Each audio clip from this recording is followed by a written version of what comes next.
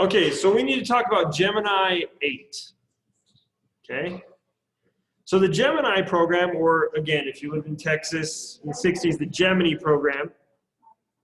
The Gemini program was designed to prepare NASA for landing on the moon. And there were multiple things.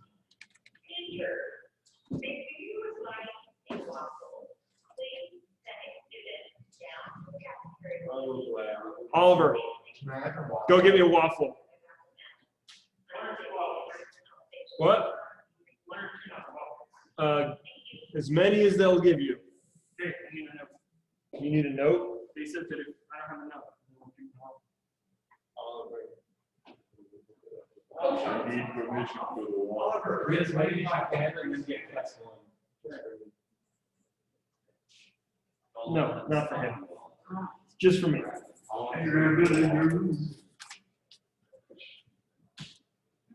Okay. So Gemini 8 was a mission to test rendezvous and docking. Okay? Here is a picture of its launch. What in the world?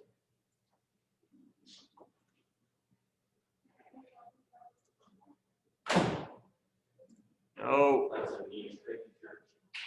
I know. Just a second. Here we go. Here's a picture of the launch. Okay. This is the Titan launch vehicle. Okay. Are you seeing the Attack on Titan opening? Yeah, maybe I am. All right. So this is the Titan launch vehicle, aka the Titan Intercontinental Ballistic Missile with a capsule on top. This is the Gemini capsule, a two-person capsule. You'll notice that this doesn't have an escape tower on it. It's because it didn't have an escape tower. It had ejection seats, which is a really bad idea. Thankfully, no one died during the Gemini program, because if they had had a problem with the launch vehicle, they probably would have lost some astronauts. Okay, so, well, an ejection seat, so they have pressure suits to keep them alive in a vacuum, right? Why are you calling me? Oh, Mr. Mata is calling me? Dude, answer something. What did all of you do? Mr. Mata? Yeah, dude.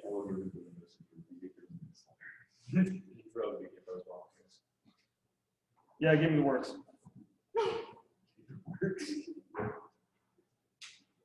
Love to tell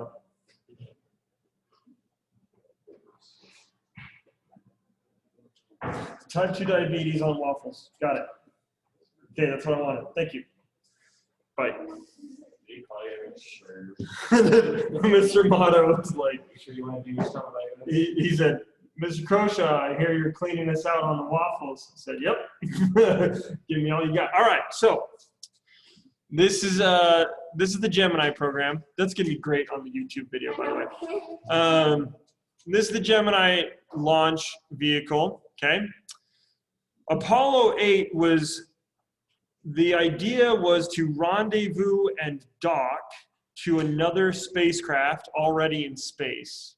This was what's called the Unmanned docking simulator. I think this was a spent second stage that was orbiting the Earth that they had put a docking port onto to test docking between two spacecraft, because this had never been done before. Okay, this had never been done before, docking two spacecraft in orbit, because they didn't know what would happen. Okay, interesting enough, actually, when you do docking in space, you have to make sure that the two ends of the docking port are two different kinds of metal. Because in space, if you touch two pieces of the same kind of metal, they instantly weld together. They become one piece. It's called cold welding. And metals have very unusual chemical properties. The reason why that doesn't happen here on Earth is because the atmosphere gets in the way. Little molecules of air, oxygen and nitrogen, keep the metal pieces from actually touching each other. If you can actually get two pieces of metal to touch each other and kind of rub against each other a little bit in space, they fuse together and become one piece of metal. So like a clean fusion? Yeah. We're talking. There's like all stick of butter. So we're talking about cold welding in space.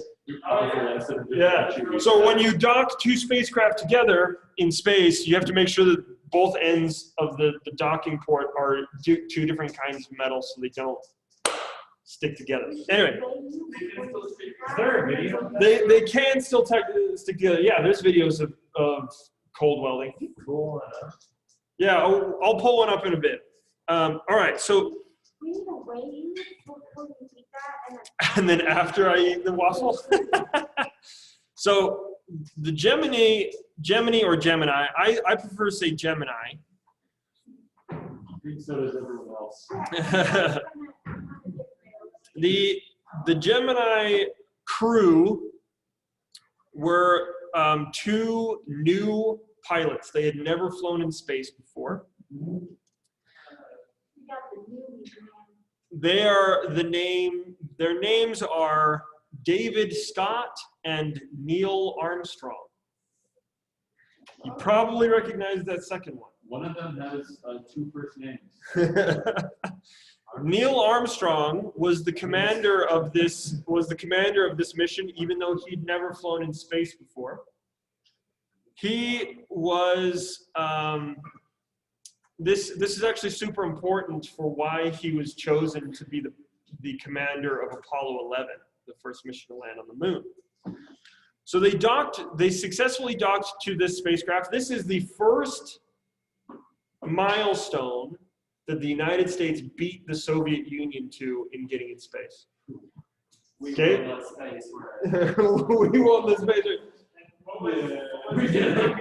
What was the what? Yeah, so the first successful docking in space was performed by the United States. That's what you wasn't going to space. It wasn't doing anything else. It was docking, yes. Diabetes way. Yeah, thanks, buddy. They're like, Kershaw wants as many as he can get. Oh, he's gonna get. Sorry, you make him a bunch. They're gonna be working on. You don't even know what's under that. No, I don't. There's Oliver said. of Nutella. Oliver said there was a stick of butter thrown on there. Not quite. We should have Are you trying to give me cardiac arrest? No, I just know you like it. Because I will get behind it. I mean, I give you enough, you could probably share. Yeah, exactly. We're gonna build a big ship on space. Well, yeah. I mean, this was a big deal, right? Because in order to successfully land on the moon the way that we wanted to, we needed the ability to dock in space. Okay. So this was a successful docking. However, after they docked, something bad happened. Okay? Just shit. Is the metal fused together? No, the metal does not fuse together, but let me show you what does happen. Okay?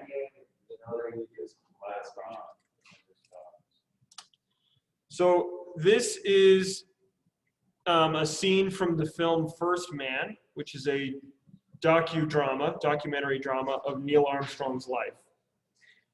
And Ryan Gosling plays Neil Armstrong. And it's actually a really good film. I enjoy it a lot. I don't think that it's available on Netflix, but this is what happened during this flight. Those of you who are listening on or watching on YouTube, you're not going to be able to hear this audio. This is the name of the video. So if you want to check it out. Okay, so let's see what happens.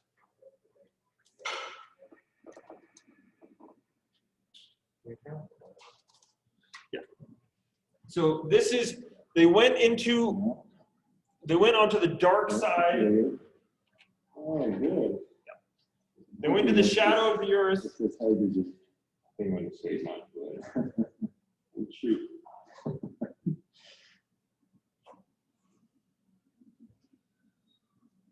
Neil, we're in a bank.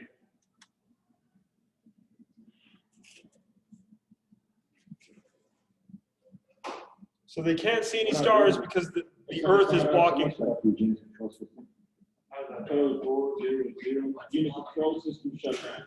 So the earth, they're on the dark side of the earth. They're in the shadow of the earth. Not only are they in the shadow of the earth, they are in a communications dead zone. They don't have any radio communication with NASA. Why is it there? They knew that they would be going into this dead zone. The reason is because they didn't have enough radio dishes. When you're going over the southern Pacific, and this is where they were, over the southern Pacific, there's essentially no land masses, right? To put radio dishes to relay the radio communications between the capsule and headquarters. So, wait, what? So the International Space Station does have communication blackout zones, yes, over the South Pacific. We use satellites to try and fix it, but there are portions of the orbit of the space station that actually lose the majority of their communication ability. Okay?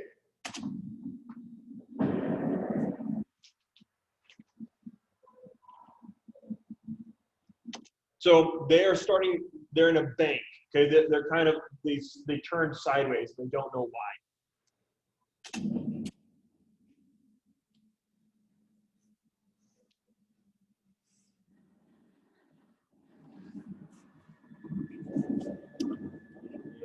And now they've started to spin. Okay. Oh, this will be. Yeah. Oh. So they've started to spin. How do they have the gyroscope in space? So the gyroscope, the way that you use it is it has a little thing that spins in there, and the spinning. We'll talk about this with reaction wheels as well. That it exerts a force in the same direction all the time. Yeah.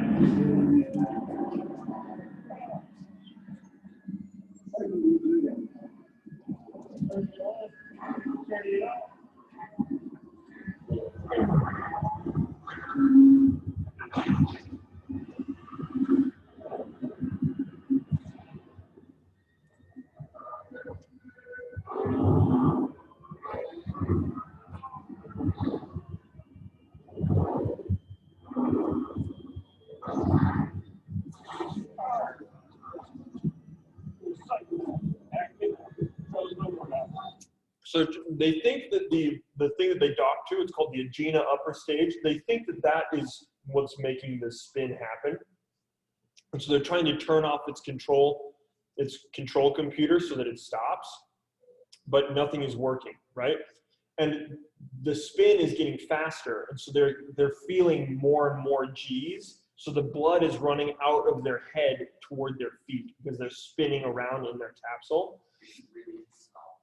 And they should really just, I mean, can you just not stop it, guys? Come on.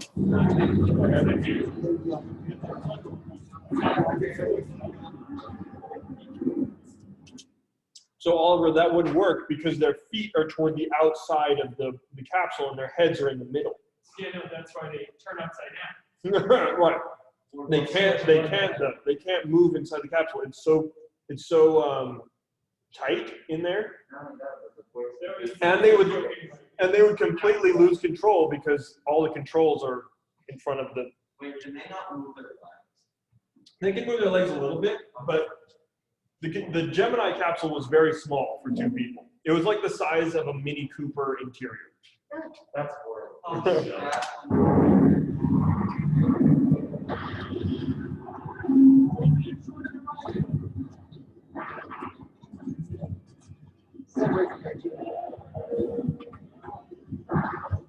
So Armstrong commands that they separate from the docked spacecraft because they think that's what the problem is, right?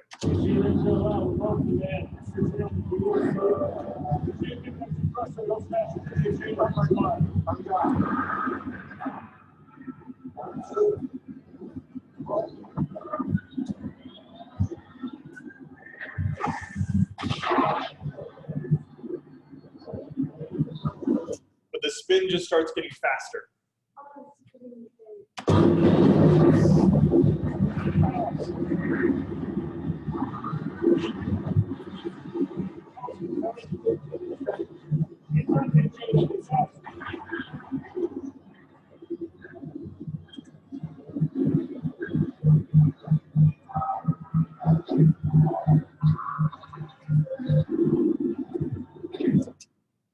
So that meter is revolutions per minute. Oh, geez. They're approaching 270 revolutions per minute, which is, you know, kind of fast. That's a little. Okay, what is that? 4 revolutions per second. Back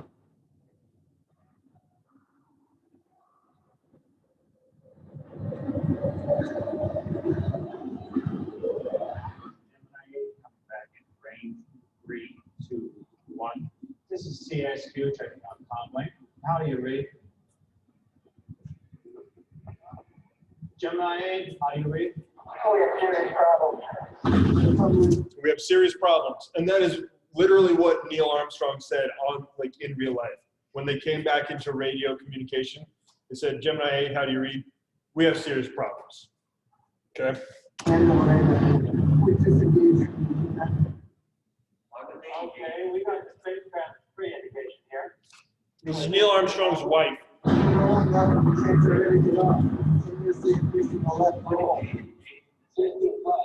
Go ahead, Mike. They just came out of the dead zone. We're still moving forward. Yeah. It's the hardest thing. How did they, You can What? spin and move forward. Well, they thought it was the Agena. Wow, I just got a serious chunk of butter. Like the inside of my mouth is completely covered in dairy fat now. Okay.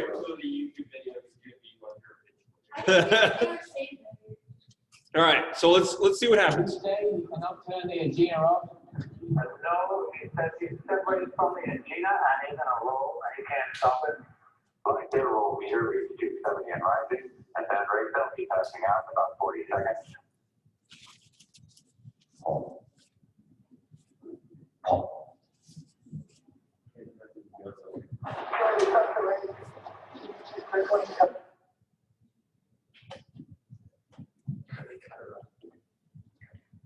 So they cut off communication to the homes of the astronauts.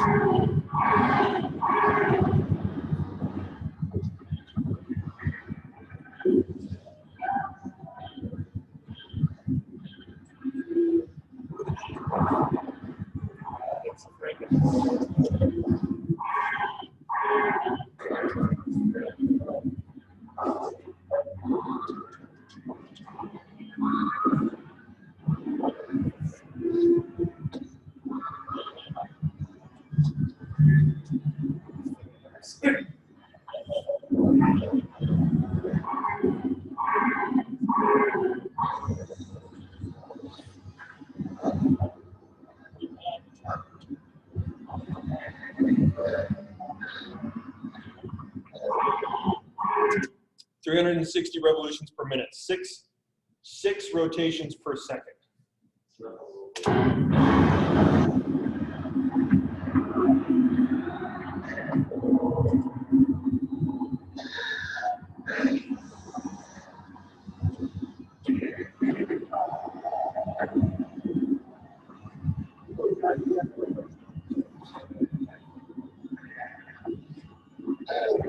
So David Scott has passed out.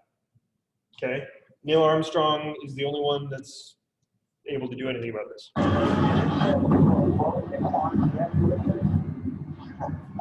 Roger.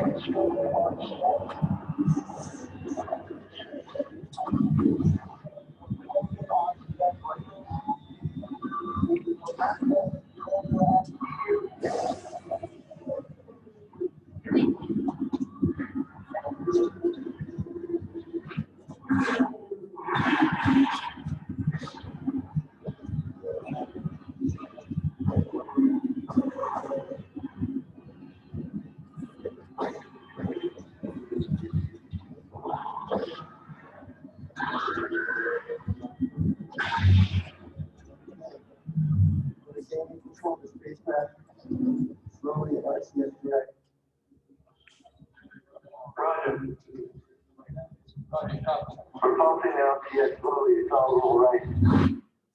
Okay. Wait, so all they had to do was turn that thing on? So what he turned on was the re-entry thrusters. Oh, no. So he had to use the fuel that they were planning on using for re-entry only. And when he engaged the re-entry thrusters, that mean, according to the protocol of the mission, then they had to do an emergency re-entry. Thankfully, they had enough fuel to do so, but it was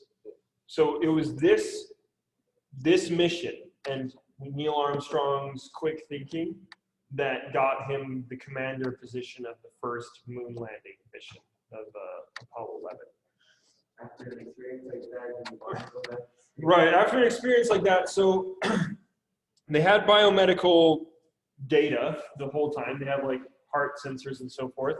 Neil Armstrong's heart rate was 270 during this. It had to be. You got blood in your head. Yeah. So, and little known fact, his heart rate was about 240 when they landed on the moon. Even though if you listen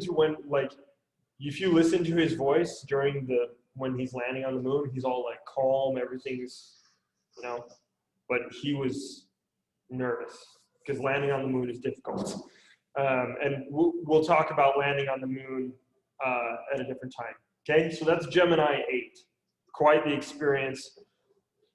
Very, very important mission for a lot of reasons. Okay, we have 25 minutes of class left. I want you to get started on your Gemini research project, and then we'll get that turned in. It is due on Friday, so let's get some work done on it. Ready, set, go.